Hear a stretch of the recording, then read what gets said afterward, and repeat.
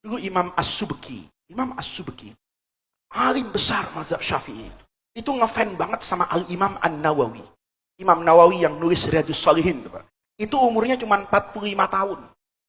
Tapi namanya sampai hari ini itu dikenang orang. Saking hebatnya Imam Nawawi. Itu kampungnya yang namanya Nawa. Nawa itu bukan nama orang. Tapi di Jakarta orang Betawi namanya Nawawi semua, Pak. Padahal Nawawi itu bukan nama orang, itu nama kampung. Yang jauh di provinsi Hauran di Syria itu. Gara-gara ada Imam Abu Zakaria, Yahya namanya, bin Syaraf An-Nawawi, lahir di kampung Nawa. Itu Nawawi itu trending, Pak, sedunia. Tidak ada orang tidak tahu Nawawi. Itu tandanya orang ini mendatangkan keberkahan. Imam Subki itu datang ke Darul Hadis Al-Ashrafiyah. Ngefans sama Imam Nawawi. Beliau jalan dari Mesir itu. Kepengen ketemu orang alim itu. Sampai di Darul Hadis, Imam Nawawinya sudah meninggal. Apa, Pak? Dicium itu. Nih, supaya orang paham, Pak. Berkah itu nggak ada urusan sama syirik. Ini orang kadang-kadang dikit-dikit syirik, dikit-dikit bid'ah. Itu ngajinya kurang malam. Gitu. Ya. Ngajinya kurang malam. Atau belum selesai pengajian, pulang duluan. Itu kadang-kadang penyakit. Imam As-Subki itu. Begitu dikasih tahu, Imam Nawawi sudah meninggal. Sedih dia. Tapi dia tidak pernah kehilangan asa. Dia tanya sama orang di Darul Hadis itu. Mana tempat yang dulu Imam Nawawi duduk ngajar di masjid ini? Wa fi daril hadis latifu ma'nan, kata Imam Subki. Di Darul Hadis itu ada satu tempat yang bermakna betul, bukan karena tempatnya, tapi di atas ubin itu bertahun-tahun ada orang alim duduk di situ mengajarkan hadis, mengajarkan fikih, mengajarkan kehebatan. Maka kata Imam Subki, saya cium tempat itu bukan karena tempatnya, tapi karena tempat itu mendapat barokah dari orang alim karena ilmunya. Jadi Bapak, itu kalau tidak bisa ketemu sama orang alim, ambil barokahnya. Barokah itu sederhana. Imam, Bapak bawain kopi jahe. Ya, besok Pak ya, bawain kopi jahe pakai termos nih. Ini saya nggak dipesan loh sama imam ini, nggak pesan loh saya. Bawa kopi jahe.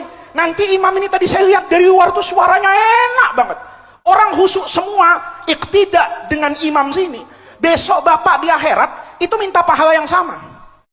Allah, itu orang-orang sebintaro khusyuk sholat qiyam di masjid raya itu karena imamnya enak. Kata Allah, iya, imamnya memang enak. Tapi imam itu bisa enak. Itu karena waktu terawih, saya sediakan kopi jahe. Besok habis asar, saya datangkan tukang pijet. Saya suruh mijet ini imam, supaya nanti betisnya kokoh menjadi imam. Coba lihat Pak. Bapak niatnya mencari keberkahan.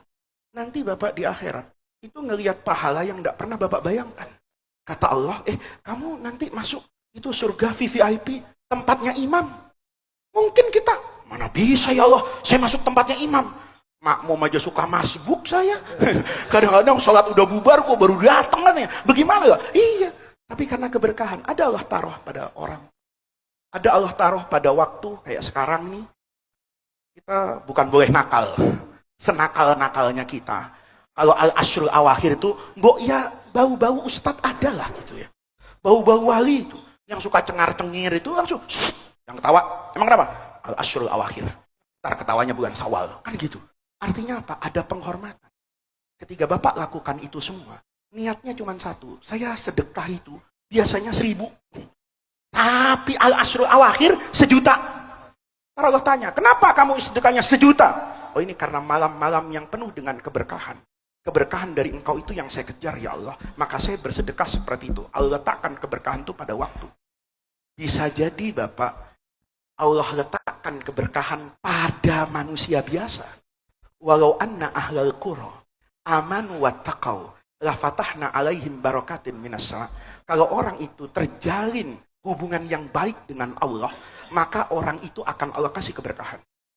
Saya datang ke masjid ini setengah tahun sekali. Tapi muazin sini bisa jadi setiap subuh, Pak. Itu ngajak Bapak pasti yang baik. Hayya 'alas shalah. Bapak nanti jangan suka beda-bedain orang. Nih, pengurus masjid ya. Kalau kiai dikasih makomam mahmudah, suruh duduk depan, ya, ada teh, ada kopi, ya, ada buah. Kan begitu kalau kiai datang tuh, ya. Duduk dikasih buah, tapi biasanya nggak dibuka Pak, tetap diplastikin. Nah, itu apa efisiensi panitia. Jadi biasanya ini hanya untuk pajangan, tapi bukan untuk dimakan kiai, ini untuk dimakan panitia biasanya kan gitu. Nah, kita lupa sama muazin Pak. Kalau ada orang bersihkan masjid 40 tahun Pak.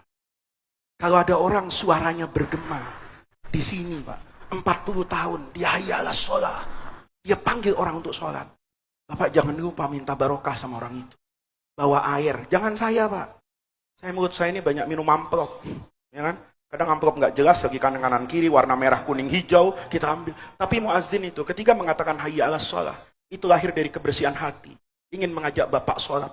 Kalau saya di mimbar ini, hanya Allah yang tahu saya datang ke masjid ini mau cari apa. Mau cari pengaruh, menambah followers, ya kan? Atau apa saya tidak tahu. Maka Bapak cari orang-orang yang seperti itu. Allah letakkan keberkahan kepada mereka. Kalau nanti bekal lahiriah kita tidak cukup, tapi kita mendapatkan keberkahan, yang sedikit itu menjadi banyak, yang biasa-biasa itu menjadi luar biasa.